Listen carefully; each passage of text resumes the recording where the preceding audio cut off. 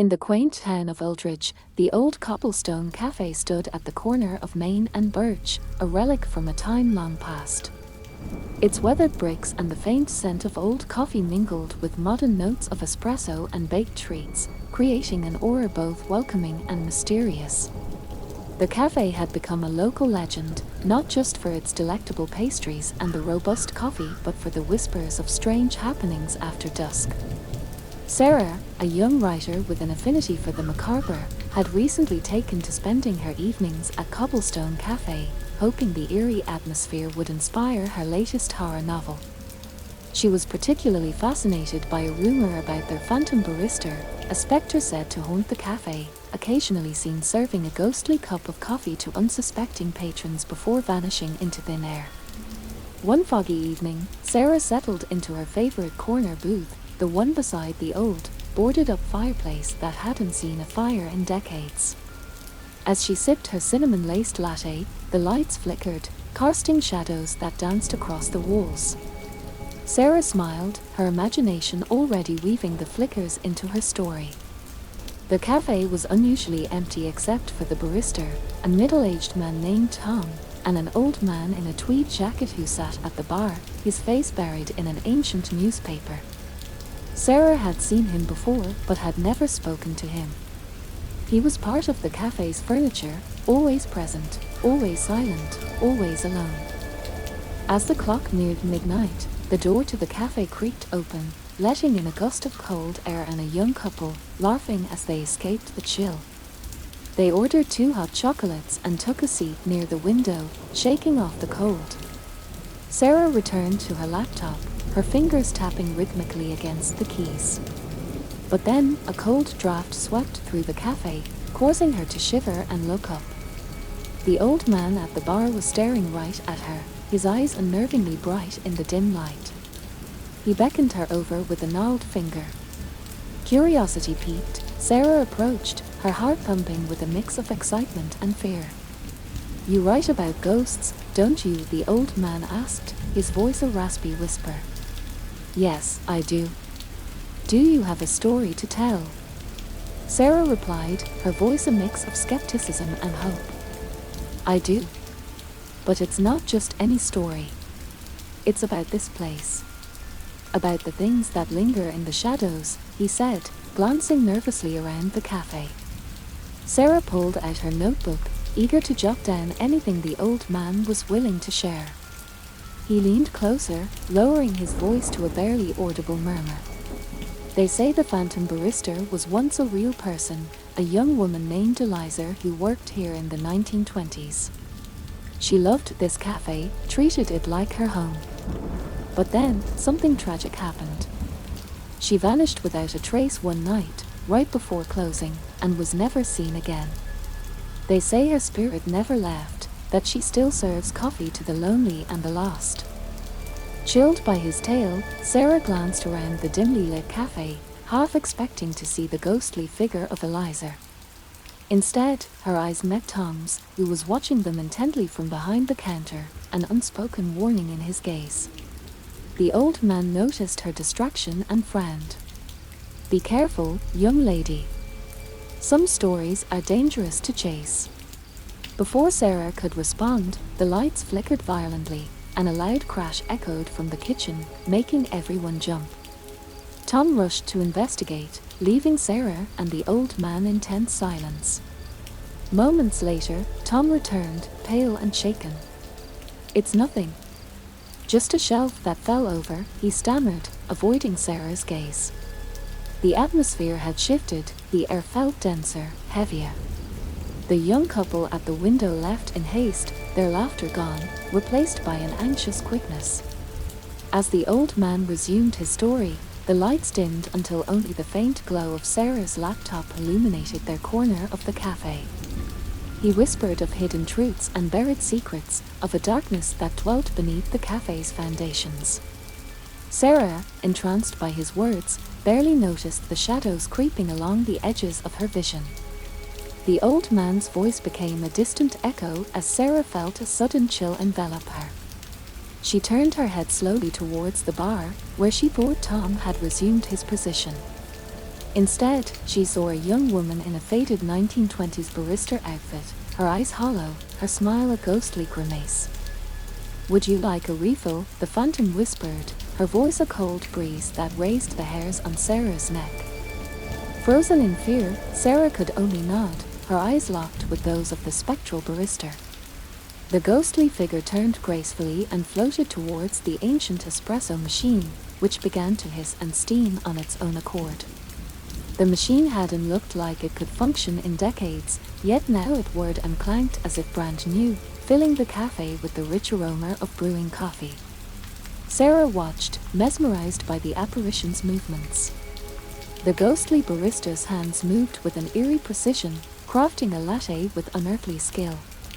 She placed the cup on the counter with a soft clink that echoed unnaturally in the quiet cafe. The surface of the latte froth began to swirl by itself, forming a sequence of disturbing images, faces screaming in agony, twisted bodies writhing in pain, and dark, indiscernible shapes that seemed to beckon Sarah closer. Beside her, the old man watched with a grave expression. "She shows you what she wants you to see," he murmured, his eyes never leaving the cup. Sarah's heart pounded in her chest as she forced herself to look away from the haunting images. She turned back to the old man, seeking some explanation or reassurance. But he was staring past her, his face pale and his body tense. "Something's wrong," he whispered hoarsely. "She's never been this powerful before." Before Sarah could respond, the cafe door slammed open with a bang, startling them both. A fierce, cold wind swept inside, extinguishing all light and plunging them into darkness. The sound of the wind was soon joined by a low, mournful wailing that seemed to come from the very walls of the building. Sarah felt a hand grip her arm tightly. It was Tom, who had appeared beside them, his face ghostly pale in the faint light from outside. "We need to leave, now," he hissed, pulling her toward the door. "But the old man," Sarah began, but when she turned, she found that the old man had vanished, as if he had never been there at all. "No time," Tom urged, dragging her out into the street. The temperature had dropped sharply, and the fog had thickened, enveloping the town in a dense, impenetrable haze. The street lights were dimmed, and eerie shadows moved just beyond the reach of their light. Behind them, the cafe seemed to groan, the sound deep and resonant, like the earth itself was in pain. Their windows rattled, and for a moment, Sarah thought she saw the ghostly barista's face staring out at them, her eyes hollow and sad. Once outside, Tom released her arm and paced anxiously. "We shouldn't have stayed so late. It's not safe. The cafe, it changes after midnight." "What do you mean, changes?" Sarah demanded, her voice trembling with both cold and fear. Tom looked around nervously before answering. "The cafe is a nexus, a point where the veil between worlds is thin. The spirits, they are stronger here. Most of them are harmless, lost, but Eliza, she's different. She's bound to this place, and she grows stronger with each passing night." "Why?" Sarah asked, her curiosity overcoming her fear. "Guilty, they say. Guilty of a crime she didn't commit. Accused of theft, disgraced, and driven to despair. Her spirit can't move on, not until her name is cleared, her honor restored," Tom explained, his voice filled with a mixture of pity and dread. Sarah's mind raced, piecing together the fragments of the story. The legend of the phantom barista wasn't just a tale, it was a plea for help, a call to right a wrong that had persisted through the decades. "I need to help her," Sarah said suddenly, the words out before she could stop them. Tom shook his head vigorously. "It's dangerous. You don't know what you're dealing with. This is no ordinary ghost story." But Sarah was resolute. "I have to try. There's a story here, a truth that needs to be told. And if I can help her, I have to try." Tom sighed, the sound heavy with resignation. "Then I'll help you. But we need to be careful. The cafe is not the only thing that stirs after midnight. There are darker things in this town, things that have been waiting for a chance to emerge. As they spoke, the air around them grew colder, and the fog thickened, swirling around their feet like a living thing. The cafe loomed behind them, its windows dark, its door slightly ajar as if inviting them back inside. With a deep breath, Sarah stepped towards the building, her heart pounding with anticipation and dread. She could feel the weight of the night pressing down on her, the eyes of the unseen watching. The story was unfolding, a story of betrayal, grief, and a ghost trapped between worlds. As she approached the cafe door, a chill breeze whispered past her, carrying faint voices, murmurs of the past, echoes of despair and longing. Tom caught up with her, handing her a small flashlight. The power tends to fail when she's restless. Keep this with you, he said, his voice low. They entered the cafe, the door creaking ominously behind them as it swung shut. The darkness inside was oppressive, the only light coming from Sarah's flashlight, which cast eerie shadows against the walls. The familiar, comforting aroma of coffee was gone, replaced by a musty, earthy smell that made Sarah's stomach churn. "Eliza, we want to help you," Sarah called into the darkness, her voice steady despite the pounding of her heart. There was no response, only the sound of their own breathing and the faint drip of water from somewhere in the back of the cafe. They moved forward, Tom leading the way to the counter where the phantom barista had been seen. As they reached the counter, the air grew colder, and Sarah's flashlight flickered. A figure materialized in front of the espresso machine, Eliza, her appearance clearer than before. Her face was sorrowful, and her eyes were deep pools of anguish. "Why do you disturb me?" Eliza's voice was a soft, sad whisper, barely audible over the hum of the unseen energies swirling around the room. "We want to clear your name, to give you peace," Sarah replied, her voice echoing slightly in the empty cafe. Eliza's expression shifted, a flicker of hope passing through her eyes. "Many have tried, none have succeeded. Why do you think you can help me?" "Because I believe in the truth," Sarah said firmly. "Tell me what happened, tell me everything." Eliza hesitated, then began to recount her tale. She spoke of betrayal, of being accused of stealing money from the cafe's till, a crime she had not committed. The real thief had been someone she trusted, another employee who had vanished the night she was blamed. Shunned by everyone, disgraced and heartbroken, she had taken her own life, hoping to escape the shame but instead becoming trapped in a spectral existence, tethered to the place of her greatest despair. As Eliza spoke, the room seemed to darken even more, and the temperature dropped sharply. Tom and Sarah listened, spellbound by the sorrow in her voice. When she finished, Sarah stepped forward, placing her hand on the counter, trying to reach across the veil that separated them. "We will find the proof, Eliza. We will set you free," she promised. Eliza nodded, her form starting to fade. "Beware, the truth is not what it seems. And he watches, always watches." "Who watches?" Tom asked urgently, looking around the shadow-filled cafe. "The one who betrayed me. His spirit lingers, too, filled with guilt and rage. He will not want you to succeed," Eliza warned, before her figure disappeared completely, leaving them in chilling silence. Sarah turned to Tom, her resolve hardening. "We need to start by looking at the old records, talk to the families, anyone who might know about the cafe's history." Tom nodded, though his eyes were filled with worry. "We'll do it together. First thing in the morning. It's too dangerous to stay here now." As they turned to leave, a loud crash echoed from the back of the cafe, causing them to jump. The flashlight flickered violently, then went out, plunging them into darkness.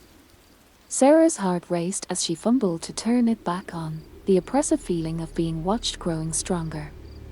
Finally, the light sputtered back to life, revealing nothing amiss around them, but the sensation of unseen eyes lingered. They hurried out of the cafe, the weight of the night pressing down upon them, the fog swallowing their forms as they left the haunted building behind.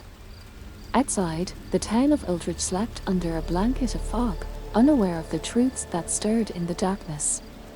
Sarah and Tom walked quickly, their steps echoing on the quiet streets, a sense of urgency driving them. Behind them, the cafe loomed, a sentinel in the night, its secrets hidden in shadow. As they disappeared into the mist, a figure watched from the upper window of the cafe, his features twisted in a scowl, his eyes burning with malice. The game was afoot, and the stakes were higher than Sarah and Tom could possibly know. The fog that had enveloped the town of Uldridge seemed almost sentient, clinging to every street lamp and crawling along the sidewalks as if it had a will of its own. Sarah and Tom's breaths appeared as thick clouds in the chilled air as they made their way towards Tom's old Ford parked down the street. Every step seemed to echo ominously around them, the sounds absorbed by the dense mist. As they reached the car, Sarah couldn't shake the feeling of being watched. She glanced over her shoulder repeatedly, her eyes searching the swirling fog for any sign of movement. Tom noticed her anxiety and placed a reassuring hand on her shoulder. "It's going to be okay, Sarah. We'll figure this out," he said, though his voice betrayed his concern. Once inside the car, the sense of safety provided by the enclosed space allowed them to relax slightly. Tom started the engine, the sound unusually loud in the silent town. Their headlights cut through the fog, but the beam seemed feeble against the thick haze that enveloped everything. As they drove, Sarah's mind replayed Eliza's haunting tale. The injustice of it gnawed at her, fueling her determination to help the tormented spirit find peace. But Eliza's warning echoed in her mind: he watches, always watches. Who was he? Was it the spirit of the man who had betrayed Eliza? And what did he want now? Tom's voice broke her thoughts. "We should start at the library tomorrow. Their historical archives might have something on the cafe and any legal proceedings from back then. It's a long shot, but it's the best place to begin." Sarah nodded, her thoughts still swirling with the spectral warnings and mysterious threats. "Yes, and maybe we should talk to some of the older residents. Someone must remember the stories or know something that can help us." The drive to Sarah's small apartment was quiet, both lost in their thoughts. When they arrived, the fog seemed to retreat slightly, allowing them a clearer view of the old Victorian building. As Sarah got out of the car, she felt Tom's hand on her arm again. "Be careful, Sarah. We don't know what we're dealing with here," Tom cautioned, his eyes scanning the dark windows of her apartment as if expecting something to jump out. "I will. And you too, Tom." "Thanks for helping me with this," she replied, giving him a small smile that did little to hide her anxiety. Sarah watched as Tom drove off, the red tail lights soon swallowed by the fog. Turning to her building, she felt the isolation of the night more acutely. She hurried inside, locking the door behind her and leaning back against it as if she could shut out the night's eerie events with the click of a latch. Her apartment felt cold, the silence within it oppressive. Sarah tried to shake the feeling of unease as she prepared for bed, but the sensation of being watched persisted. Every small sound seemed amplified, every shadow a lurking figure. She checked all the locks again before finally crawling into bed, though she knew sleep would be elusive. As she lay in the dark, her eyes wide open, the shadows in her room seemed to move, coalesce into forms that were almost human. Her heart raced as she stared at them, telling herself it was just her imagination, fueled by the night's terrifying events. But then, a clear, unmistakable sound broke the silence, a soft, sinister laugh that seemed to come from inside her room.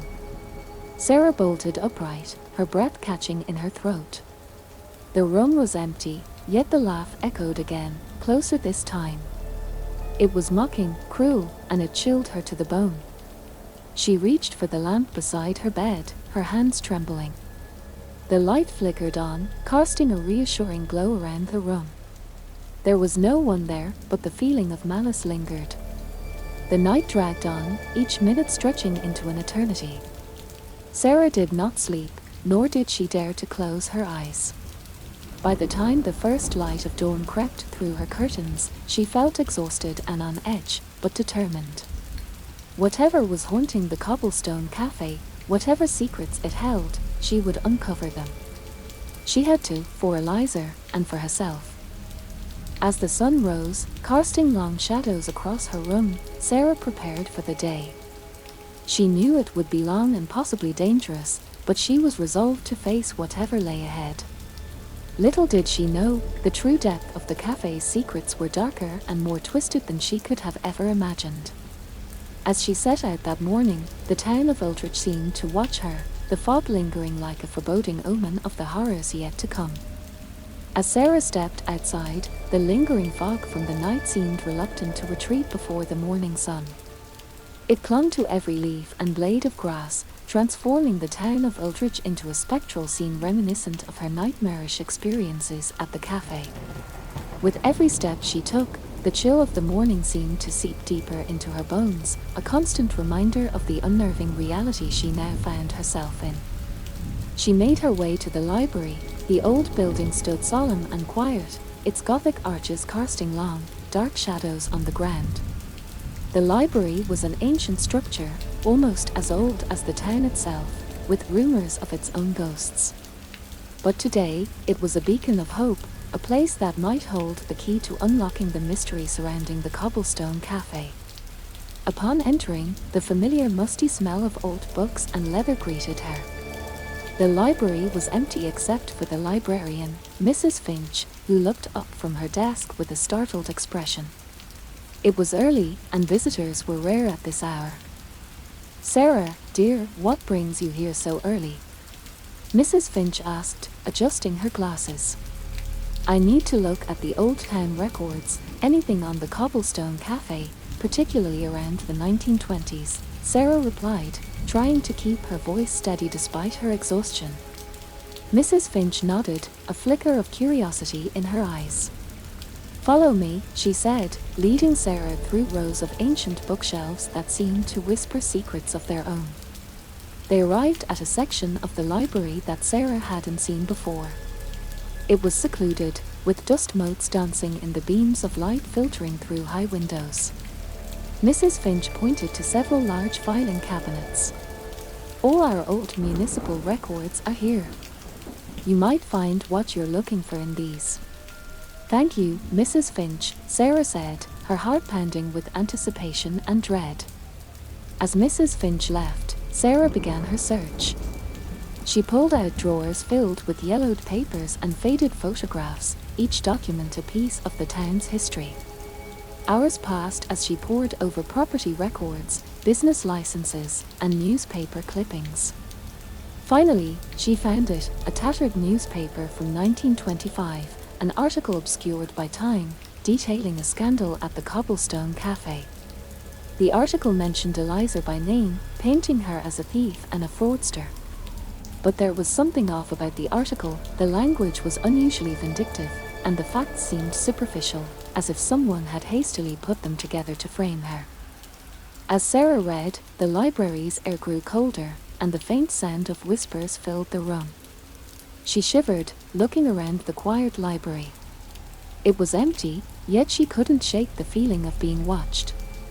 Determined to find more, Sarah dug deeper, unearthing a series of correspondences between the town mayor at the time and an unknown figure.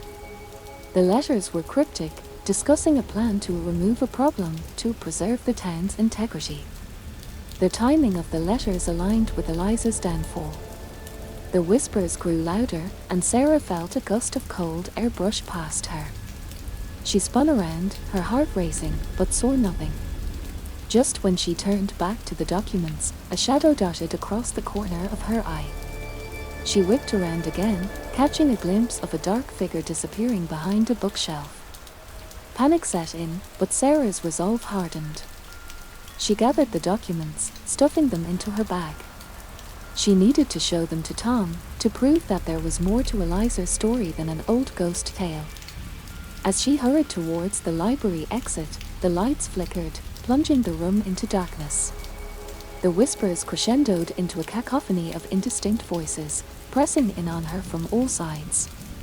Sarah's breath came in short, sharp gasps as she fumbled her way through the dark, the exit barely visible in the dim light seeping through the windows. Just as she reached the door, a piercing scream echoed through the library, stopping her in her tracks. It was filled with such anguish and despair that Sarah's blood turned ice cold.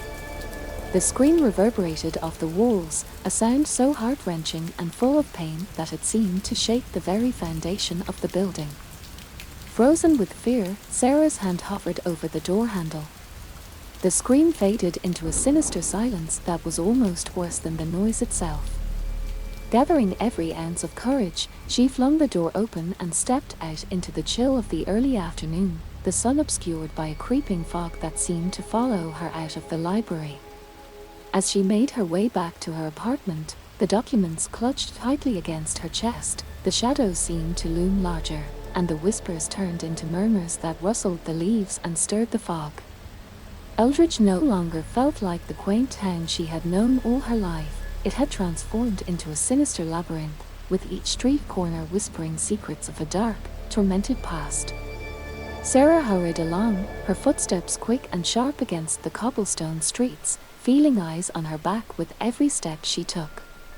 As she approached her apartment, the fog seemed to thicken, swirling around her like a living entity, trying to disorient her, to lead her astray.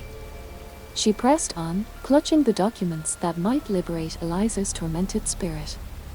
Her mind raced with the revelations from the letters, the pieces of the puzzle falling into place, yet each step forward seemed to draw more attention from the unseen forces lurking in the shadows of Eldridge. Reaching her apartment, Sarah fumbled with her keys, her hands shaking. The air felt charged, electric, with a palpable sense of impending doom. As she finally managed to unlock the door and step inside, the familiarity of her own home did little to ease the knot of anxiety tightening in her chest. She wasted no time, spreading the documents on her dining table and quickly organizing them into a coherent order. Her plan was to call Tom, to share what she had discovered and seek his help in uncovering the final truths that could clear Eliza's name. But before she could pick up the phone, a sudden, icy breeze swept through the room, extinguishing the lights and plunging her into darkness. "Who's there?" Sarah's voice trembled as she reached for the flashlight she had started keeping nearby. The beam of light cut through the darkness, revealing nothing but her ordinary living room. But as she swept the light across the room, it momentarily illuminated a figure standing in the corner, a figure that vanished as quickly as it appeared. Heart pounding, Sarah backed against the wall, trying to make sense of what she had seen. That's when the whispers started, soft and insidious, creeping into her ears. "Leave. Leave now." Ignoring the chilling advice, Sarah grabbed the documents and her phone, dialing Tom's number with trembling fingers. The phone rang once before going dead, the screen flickering out and not coming back on. The room grew colder, the air thick with dread. Sarah knew she was no longer alone, the past had seeped into her present, demanding attention.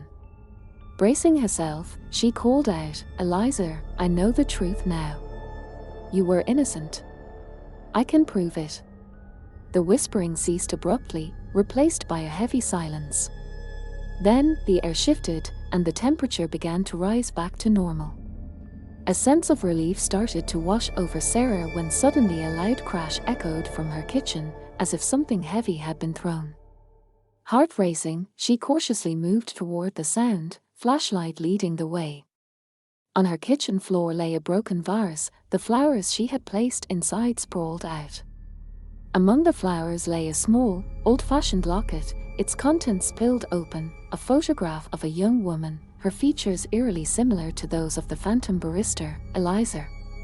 As Sarah picked up the locket, the room temperature normalized, and the oppressive atmosphere lifted. It was as though acknowledging Eliza's presence and her innocence had appeased the restless spirit, at least for the moment. With new resolve, Sarah knew what she had to do. She gathered all the proof, the articles, the letters, and now the locket, and prepared to confront the town with these truths. But as she organized the documents once more, a realization struck her: this was bigger than just proving Eliza's innocence. The town of Uldridge harbored darker secrets, ones that were intricately woven into its very fabric. Determined to bring the truth to light, Sarah set out to arrange a meeting with the town's historical society the next day, planning to present her findings and demand a formal investigation into the past injustices. As night deepened around her small apartment, Sarah felt a watchful peace settle over the place. The shadows seemed less menacing, and the whispers had quieted. Tomorrow, she would fight to restore Eliza's honor and perhaps, in doing so, cleanse Uldridge of the spectral shadows that haunted it. But as she finally lay down to rest, the locket clutched tightly in her hand. The silent acknowledgement from the unseen forces around her served as a potent reminder. Her journey was far from over, and the true depth of Uldridge's secrets was yet to be fully unearthed. The story would continue, the past refusing to remain buried, whispering for justice from the shadows of the quaint town. As dawn broke over Uldridge, Sarah approached the historical society with a mixture of determination and trepidation.